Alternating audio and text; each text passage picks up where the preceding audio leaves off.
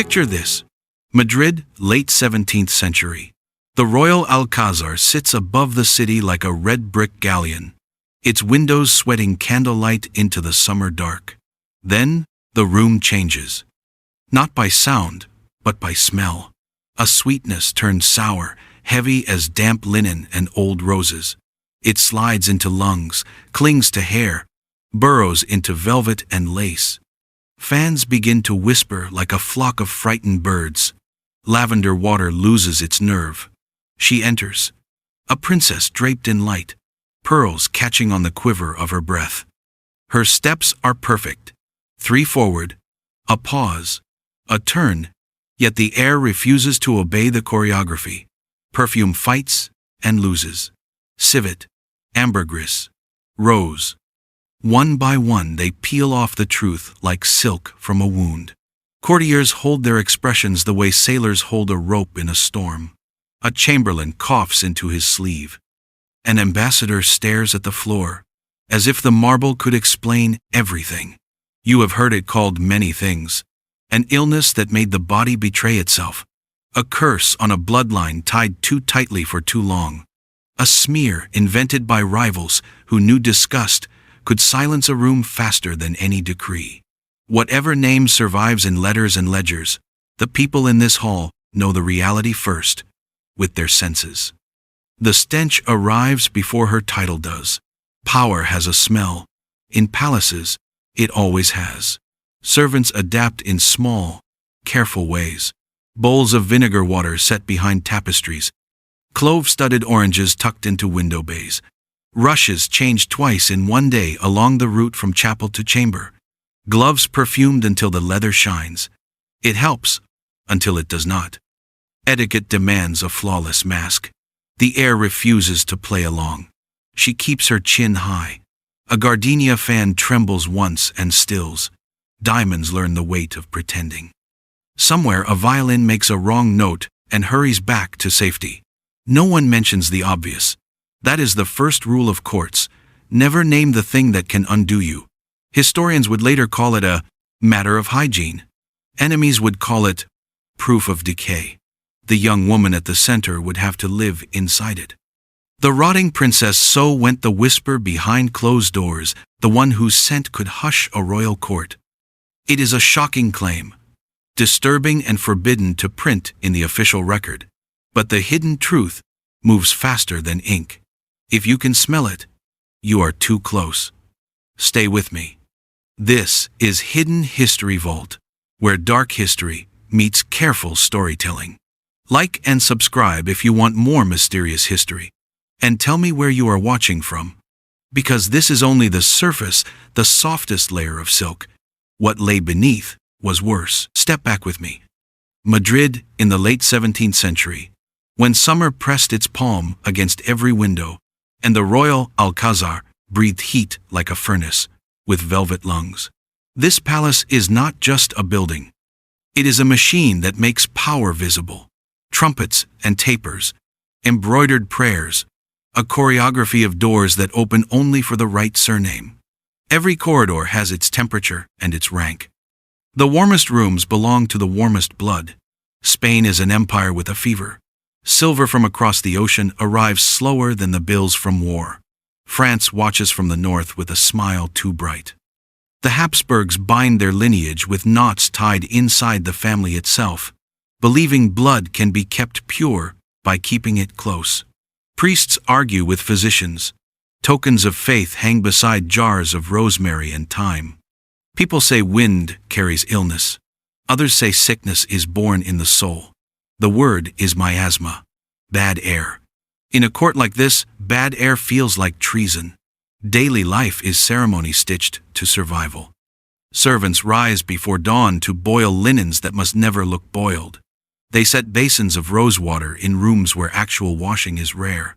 They perfume gloves until the leather gleams.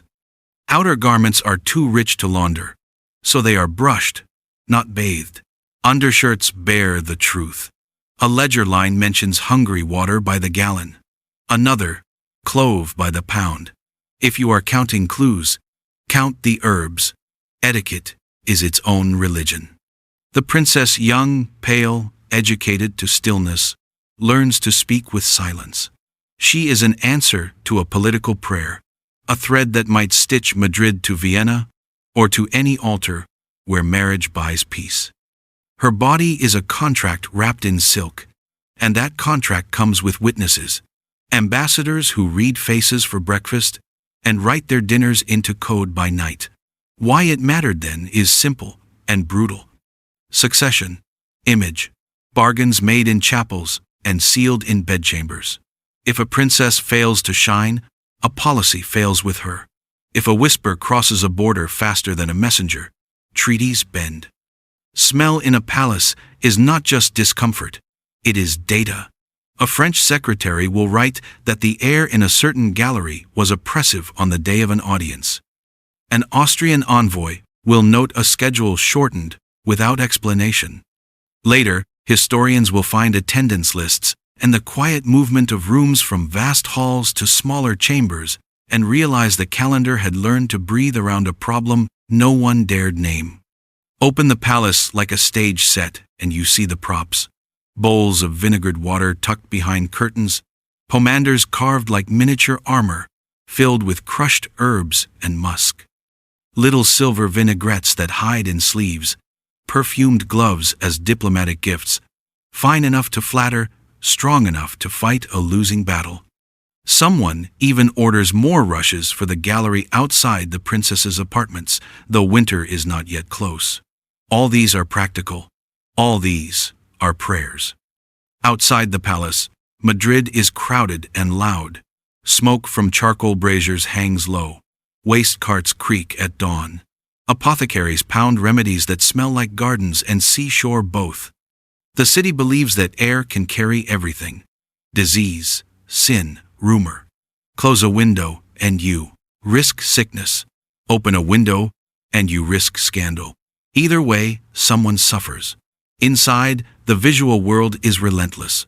Portraits stare back, powdered and perfect. A painter captures a mouth too small for its jewels, and eyes taught to keep secrets. Oil paint lies better than biographies, but even paint has rules. The face must glow like porcelain. The neck must promise health. A dynasty must look immortal to feel safe. Image is not decoration here. Image is policy. There are reasons the atmosphere of this court sharpens small adjustments into large meanings. A princess does not walk alone. A rumor never does. Protocols shift by a hair's breadth. Audiences become shorter. Chapel benches rearranged so that drafts cannot betray their favorite target. Musicians positioned to the side so bows do not stir the air in front of the wrong person. These are not the choices of a household battling trifles. They are the movements of an institution protecting a narrative. Servants feel it most. They are the first to carry basins, the last to leave rooms still warm with company and effort. They learn to hold their breath where the air is difficult, and to light tapers that mask more than darkness. They do not speak, but they remember. It will be their memories flattened into lists and requisitions that survive the centuries. Herbs, gloves, linen, the true biography of a palace. And then there is faith. Chaplains bless chambers with salt and prayer. Confessors counsel endurance.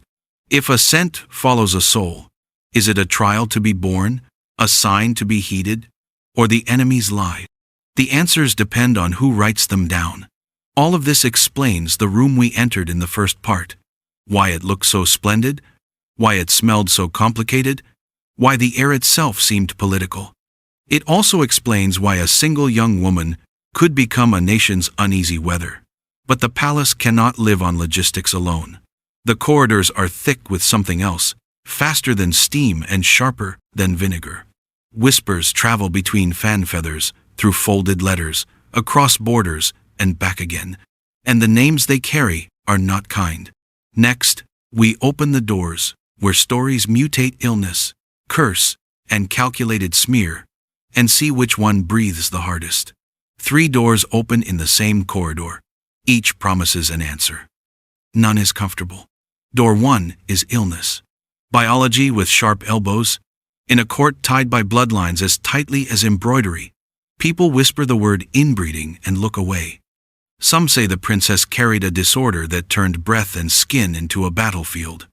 They speak of strange chemistries the body can make, an intolerance that leaves the scent of fish on the tongue, a glandular storm that turns sweat sour, an infection that hides where silk never reaches. It would explain the way perfumes seem to lose their nerve, the way vinegar bowls multiplied, the way servants learned to breathe through their teeth. A physician might have called it bad humors. A modern note would call it metabolic, dermatologic, or hereditary. Illness explains persistence. It explains days when the air felt heavier by the hour. It does not explain why the calendar itself began to shift.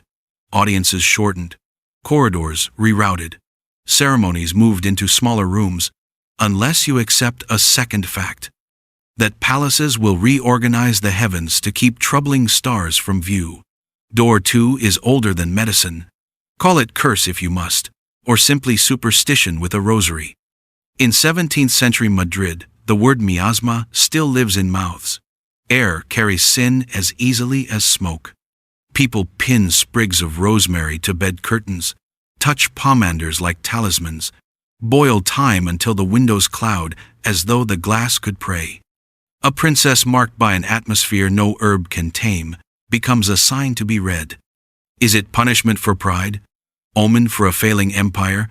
The echo of marriages knotted too close for too long? Heaven's breath warning that a line has reached its end? Chaplains bless doorways with salt. Confessors counsel patience. And an old nurse mutters that mal de ojo rides on glances, not wind. Superstition explains the rituals, the bowls set in corners, the little silver vinaigrettes hidden in sleeves, the sudden insistence on chapels bright with incense. It does not explain why foreign embassies begin to calculate with new ferocity, why a marriage market tilts as if a weight has been placed on the scale. Door 3 is politics with a knife made of paper. Smear. In courts where brides are treaties and dowries are war chests, a body can be turned into a weapon by a single sentence carried across a border. A hostile secretary writes of oppressive air in a gallery and lets the phrase travel. A rival ambassador hints that windows were kept shut for reasons not listed in the program. The French have reason enough to bruise a Habsburg match. The Austrian side has its own motives to keep negotiations sweet. Scent becomes a rumor. Rumor becomes leverage. Leverage becomes a clause that moves money, or a clause that moves a wedding from summer to never. Smear explains why no one says the word aloud while writing it carefully between the lines.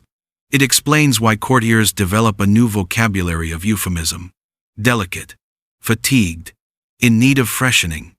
It does not silence the servants, and it cannot keep the smell inside a single room. Slander is successful only when it gilds something the senses already suspect. There is a fourth half door, a hybrid that nags. Illness and smear living in the same sentence. A real condition made monstrous by enemies. That is the way of dark history. The hidden truth sits between categories, while the loudest voices demand one or the other. Team illness or team smear. Where are you standing right now? Listen to how the stories travel. In one version, the princess is an innocent body fighting a chemistry she cannot control. In another, she is a sign sent to warn a dynasty that married uncle to niece once too often. In a third, she is a victim of gossip engineered by men who measure honor in ounces of gold and miles of frontier. These are not neutral storytellers. A Jesuit sees a trial to be endured. A court painter sees a face to be perfected. A foreign envoy sees a bargaining chip. Each pen leaves its own perfume on the page. The nickname that lived behind shut doors, the rotting princess, belongs to rumor's house. It is shocking and forbidden to say in a chapel, easy to whisper behind a fan, powerful enough to freeze a conversation without anyone daring to ask why. That phrase is designed to silence the room, and it worked. But rumor thrives on darkness. It hates receipts. To challenge it, you need more than a thesis. You need an inventory, a memorandum, An envoy's dispatch you can read with your own eyes. You need the rhythm of small expenses: clove purchased by the pound, vinegar by the cask, gloves returned for rescenting, and the cold geometry of attendance lists showing which rooms breathe and which rooms have been forgotten. You need a physician's Latin that circumvents euphemism, and the polite half-admissions of household notes that say more than they mean to. The doors have been opened. Now we step into the evidence room, where ink dries slower, where paper smells of beeswax and iron, where the handwriting cannot blush. What the archives hold will not make you feel better. It will make you certain. Open the paper room. Wax seals sleep in drawers. Iron gall ink bites through the years. Dust tastes faintly of cloves. In here, the story stops being a rumor and starts to cost money. First ledger. Linens and herbs. The hand is neat. The column strict. Rosewater by the flagon. Vinegar by the cask. Clove, cinnamon, storax, and ambergris, tallied in careful script. The pattern is the point. Purchases spike on audience days and feast eves, then again on fast mornings when chapels fill. You do not buy the sea's perfume unless you are fighting something stronger than flowers. A second book notes, Hungary water, that old distillate of rosemary and wine, ordered and reordered as if it were courage in a bottle. Next set of entries, gloves. Not just quantity, but treatment. Fine kid leather, returned to the apothecary to be rescented, then logged again when delivered to the ladies, assigned to a particular procession. The loop repeats so often the bookkeeper gives up and writes a sign for himself. Remember to charge twice when perfume fails the first time. Attendance lists speak without adjectives. Names marched in rows for royal chapel, for public audiences, for the small circle allowed in the princess's private gallery. The change is measurable. A season begins with long appointments and grand rooms. A season ends with meetings shortened, rooms reduced. The same names now placed in side chambers, where air moves less and talk can be finished before anyone remembers to breathe too deeply. From the household notes, one sentence slips its mask. Let the air be managed. Let audiences be brief. That is all it says, and it says enough. A physician's memorandum survives in Latin, dense and careful, the way doctors write when they know paperwork can be prayed over by lawyers. He speaks in the language of humors and vapors, but one word keeps returning like a bell: halitus, breath. He recommends linen rinsed in vinegar, lightly warmed rooms, tonics of rosemary and thyme, and rest between obligations. He does not assign sin or blame. He treats an atmosphere. Ambassadors write dispatches because that is how empires gossip to themselves. A French secretary remarks that a certain gallery felt oppressive on the day of a reception, and notes that the audience ended a little early. An Austrian reports that windows remained shut against drafts, and that a schedule altered for reasons of health. You can feel the caveats like lace over a bruise. Their masters want data, not drama, and the data is the same. Duration shortened. Doors rearranged. Breath husbanded like coin. In a cabinet of curiosities, there is a small silver vinaigrette, its lid engraved with an allegory about patience. The sponge inside still remembers cloves and wine, if you warm it with your palm. In the storeroom list, where it once lived, a line reads, "For the princess's litter to be kept near at hand." Object and sentence fit like a lock and key. We do not have her voice, and that is the ache. We have the way money moved around her. We have the way rooms learned to breathe differently. We have the way men who prospered by adjectives suddenly chose nouns. There is more. A painter's workshop note speaks of powder demanded by fashion chalk and white applied for the look a dynasty required. Another hand adds a caution about lead among the ingredients. This is not proof of poisons in one body. It is proof that appearances were a daily labor with a chemical bill. If a face must be perfect, a face must be managed, and management has its own scent. Gift ledgers place their own little flags on the map. Perfumed gloves sent from a cousin court, accepted with thanks, then quickly forwarded to a convent in honor of Saint Martha. The gift that does not stay is often the gift that does not help. Dowry clauses mention herbs as house allowances beside the more usual lists of jewels and plate. In a world where air is believed to carry harm, herbs are policy. Here is a short quote, because the document allows one. Her audience today was brief. A French envoy writes it without malice. It is the politest kind of red flag. Another line, this one from a household instruction pinned to a door, says, "Manage the air." 2 words only, and all the rooms understand. The word miasma floats through these papers like a superstition trying to become science. Bad air, wrong air. Air that needs to be corrected by vinegar bowls tucked into corners, by pomanders pressed into palms, by chapels dense with incense. You can chart the belief in the receipts. If a scent can betray a treaty, the court will purchase a counterscent. If a room can betray a girl, the court will shorten the room. Not every page points in the same direction. A Tuscan visitor records nothing unusual at all, which might mean he noticed nothing or that diplomacy noticed him. A Spanish chronicler praises the princess's piety and grace, never her health, which may be caution or kindness. An Italian singer mentions, in a letter about music, that the afternoon audience has moved to mourning for the cool and then begs for money owed. The human parts of the archive keep peeking out of the edges of politics. You will ask the reasonable question, where is the line where record ends and rumor begins? The sober answer is this: ledgers cannot smell, but ledgers can count, clove by the pound, vinegar by the cask, and gloves by the dozen. Schedules cannot diagnose, but schedules can shorten. Notes cannot confess shame, but notes can instruct a staff to manage air and to end meetings before air becomes a topic. The pattern does not prove a curse. It does not prove malice.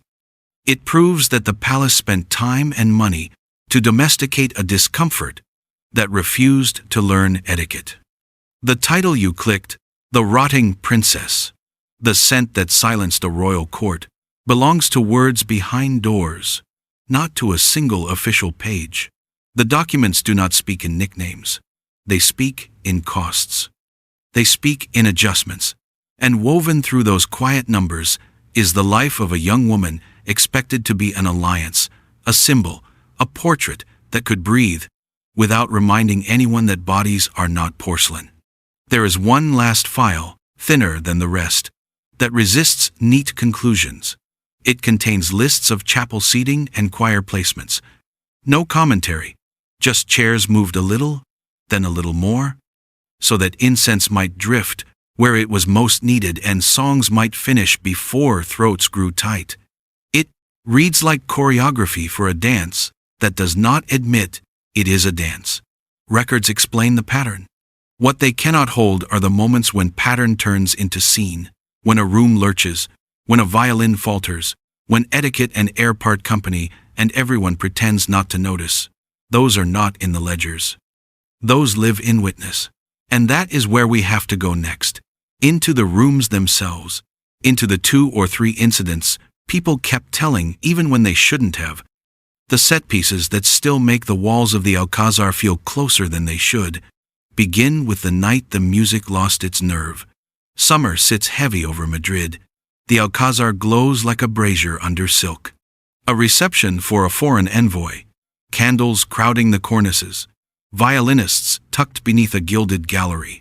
The princess makes her turn at the far door, pearls stepping ahead of her in the light. Conversation smooths itself, ready to applaud. Then the air folds. It is not loud. It is immediate. Sweet, then sour.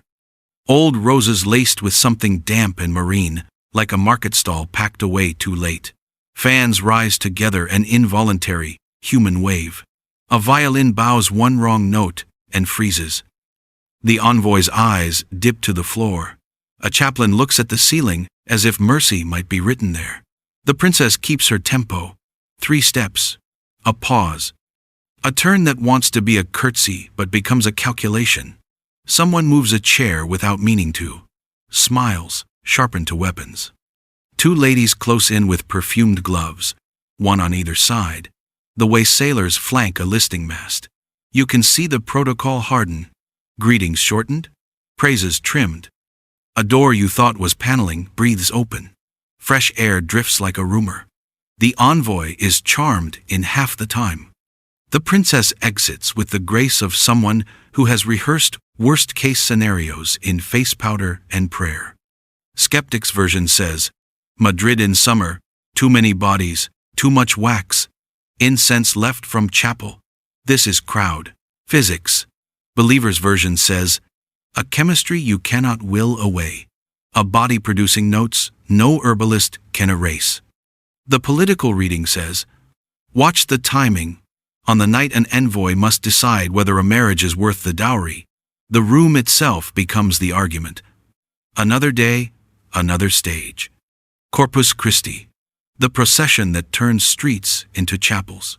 The princess walks beneath a canopy, sunlight popping like coins on the embroideries. Incense outruns the saints. Trumpets gild the heat. You are close enough to see the small muscles in the hands that hold the poles. There is a moment when the breeze backs out of the city, as if a door had quietly shut. The canopy slows. The crowd sound thins. A toothless vendor crosses herself twice. It rises the same complicated sweetness, the same insistence. A boy drops a torch and grabs it without thinking. A guard swears and then remembers where he is. The women nearest the princess produce their little silver boxes, those vinaigrettes with sponges soaked in wine and clove. You can watch relief cross faces in tiny waves, then fail by degrees. Someone whispers to move on, to keep the prayers moving, as if the syllables themselves could carry air. After, the route changes. The next year, the canopy goes a different way. The faithful chalk it up to piety and prudence. The city, which always knows more than it says, files away the adjustment under survival. Again the skeptic. Incense and heat will sour any crowd. Again the believer. When 6 people produce cloves at once, and still the air edits the hymn, perhaps the hymn is not the only thing at work. Again the political reader. A procession is a public document. To move it is to amend a law. Now the dinner that refuses to stay dignified in memory. A smaller hall by design. A table with oranges, piled like a monastery painting. Crystal glows, silver glints. A roasted peacock performs its duty to opulence with dyed feathers intact. The princess arrives a breath after the musicians begin a soft pavane. It is an ambulatory grace, the kind invented to sound like breathing. Midway through the second course, a lady excuses herself and does not come back. Another spends a long moment studying a wall. The host proposes an early toast. Citrons open like medicine chests. The princess laughs once too brightly and softens it with a hand over her mouth. Her glove shines from over-perfuming. When she removes it for a bite of fruit, a chamberlain takes it with a speed that is almost kindness. Later, a servant discovers in the sideboard a little army of bowls lined with vinegar that no one had seen set out. He is told, gently, to carry them away before anyone with a title sees simple solutions. Here is the part that people keep telling even when they are older and careful. A glove from that household survives. Soft as water, stitched for a hand that had practiced grace since childhood. Inside the cuff, a small pocket meant to hold a scented sponge. Conservators, in our time, warmed the glove between gloved palms, and the leather answered, centuries later, with a breath of clove and sea resin. Not a myth, not a metaphor, an object that still remembers what it was told to fight. Is that our strange reveal, the thing that makes your skin lift? For me? Yes. That a piece of leather can keep a room's emergency for this long says more about persistence than any chronicle. Not proof of a curse, proof of a struggle. There are other postcards from the rooms. A chapel list where the choir is moved closer so the chant will finish 5 minutes faster than incense can fail. A schedule that rearranges audiences to mourning so cool can masquerade as courtesy. A footman's memorandum that asks the absurd. Should he request a different wood for the braziers because the usual smoke will not obey? Put the three interpretations beside each other and look. Skeptic says, city stink. Bad ventilation, superstition. Believer says, a rare condition, perhaps metabolic, perhaps dermatologic, perhaps hereditary, that turned a body into a small, constant store. Politics says, magnified by enemies who could earn a treaty by turning discomfort into disgust. The archive refuses to let you choose just one without losing a truth the others protect. Does a room ever truly fall silent? Witnesses say yes. That there were nights when the scent moved through a hall like a tide, and you could hear the hush contact the walls and curve back like sound in a bell. That a court trained to clap on cue simply could not find the beat and stood there, each person devoting all their skill to the dignified art of pretending to breathe. What became of her afterward, the young woman at the center of the weather? She learned workarounds the way other people learn instruments. Shorter audiences, smaller rooms. A schedule that folded and unfolded like a fan. She was not a ghost. She was a person inside a pattern, bearing the weight of a nickname that did not belong to the record, but belonged to the world that lived between lines. And the court? It adjusted. It always does. Etiquette is a machine that can be tuned to almost anything, even to air. But the adjustments left a trail, the herbs, the gloves, the bowls, the subtle choreography of chairs and songs that later centuries can still read with their noses as much as their eyes. You would like the ledger to absolve someone. Ledgers do not absolve. They witness. You would like the rumor to confess itself. Rumor does not confess. It survives. We step out of those rooms and into ours, where the story keeps breathing. Museums mount the gloves and the vinaigrettes. Films find a way to make candles look like heat. Tours rehearse the corridor where nervous fans began to sound like birds. The scent has turned into an idea, and ideas travel. The echoes did not stop inside the Alcazar. They kept walking. Right into our century. Right into images and industries that do not blush when they profit from an old discomfort. Next, we follow what the story became. Souvenirs, scripts, science, and a strange kind of mercy that only arrives when a rumor grows up into a history. Walk out of the candlelight and into the present. The story did not stay in the Alcazar. It learned new languages, catalog labels, tour scripts, documentaries, costume dramas, and it kept breathing.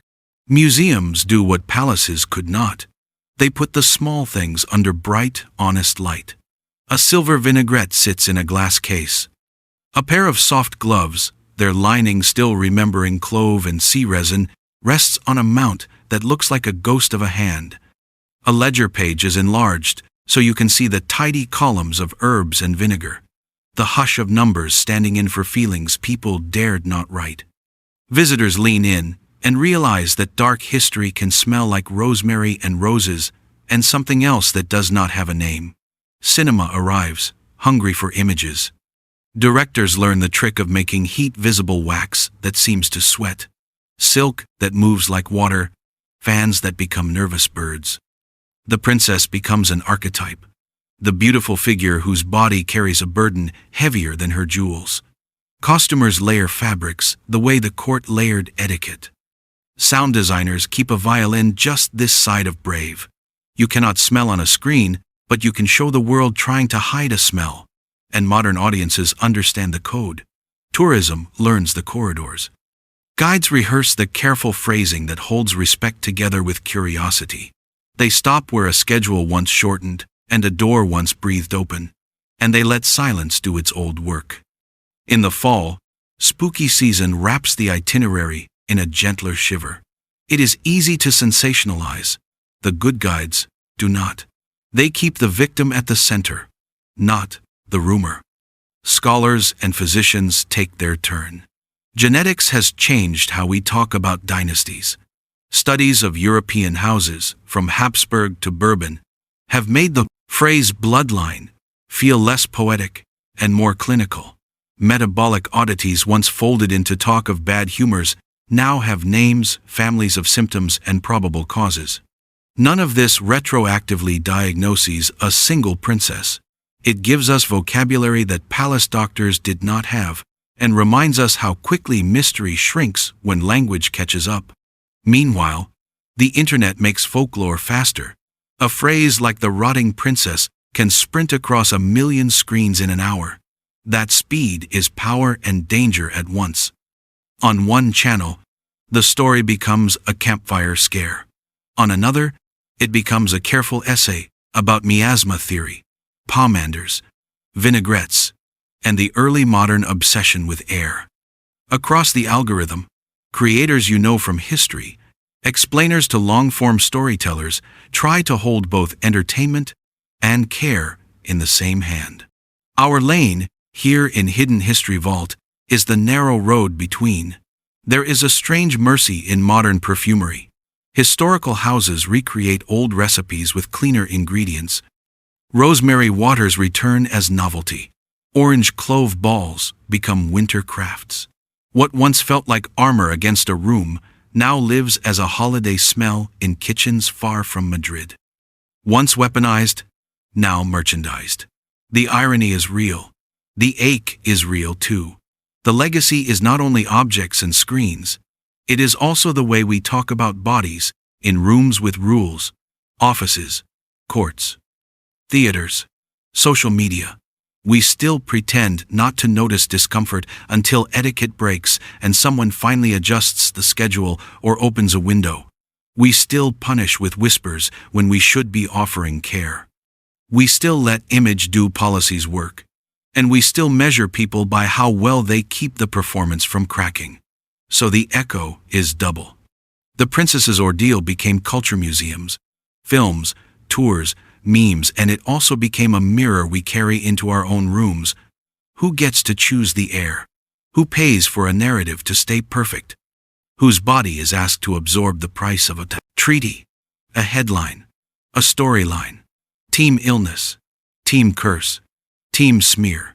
Your position may have shifted since the evidence room. That is the point of staying with a story long enough to feel it from more than one angle. In a moment, I am going to ask you for a verdict. Not a trial, not a sentence, just a reading of the evidence that keeps history human. The verdict belongs to you. Hold one image in your mind. A single glove, soft as water, stitched for a careful hand. Inside the cuff, a tiny pocket for a scented sponge. Centuries later, it still answers to warmth with a breath of clove and sea resin, like a room remembering the moment it forgot how to be brave. That is where I want to leave you. Not in the ledger or the chapel list, but in that small, stubborn object that learned to fight the air. Because behind the nickname, behind the whispers that could freeze a hall, there was a person young, trained to shine, asked to carry more than jewels. A court can rearrange doors and shorten ceremonies. A body still has to live inside the plan. If you've stayed with me this far, you've walked the same corridors more than once. First as rumor, then as record, then as witness. Somewhere along the way, the story stopped being about a spectacle and became a question about how power uses people and what it costs to keep a narrative beautiful. So choose with care, and choose out loud. Which is worse? A real illness turned into a weapon by those who smelled advantage, or a calculated smear that made a young woman carry an empire's anxiety?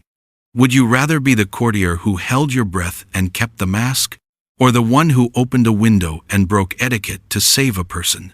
There are no painless answers, only honest ones. Tell me where you are in this moment: team illness, team curse, team smear, or something more complicated you found between. At the top of the comments, you'll find our pinned poll asking which theory best fits the evidence. Vote there. Then, write why. Your reasons matter as much as your choice. If this kind of dark history, told with care, is your way of looking for the hidden truth, join us.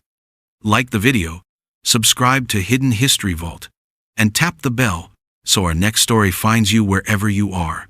Share this with the friend who loves mysterious history but argues with receipts. When you walk away, keep that one image breathing. A glove that learned the language of resistance. A hall that had to change its music to be kind. A princess who was more than a whisper, more than the nickname that tried to erase her. History does not only live in portraits. It lingers in air, in habits, in the things people touched when they needed help. Sometimes the past survives not as a shout, but as a scent that refuses to leave the room. Listen closely. The room is quieter now, but the air remembers.